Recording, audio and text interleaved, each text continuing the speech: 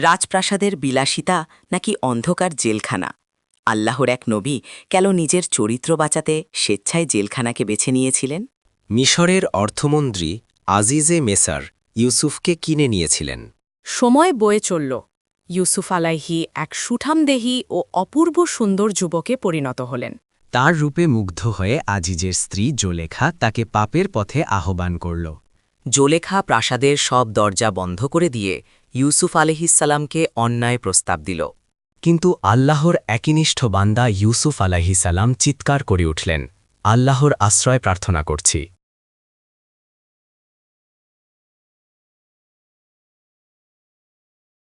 তিনি দৌড়ে দরজার কাছে গেলেন।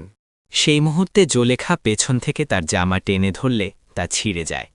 মিথ্যা অপবাদে তাকে শেষ পর্যন্ত কারাগারে পাঠানো হয়। অন্ধকার কারাগারে কেটে গেল দীর্ঘ কয়েক বছর। সেখানেও তিনি দমে যাননি, বরং কয়েদিদের কাছে ইসলামের দাওয়াত দিতে থাকেন। আর এখানেই শুরু হয় তার স্বপ্নের ব্যাখ্যা দেওয়ার অলৌকিক ক্ষমতা।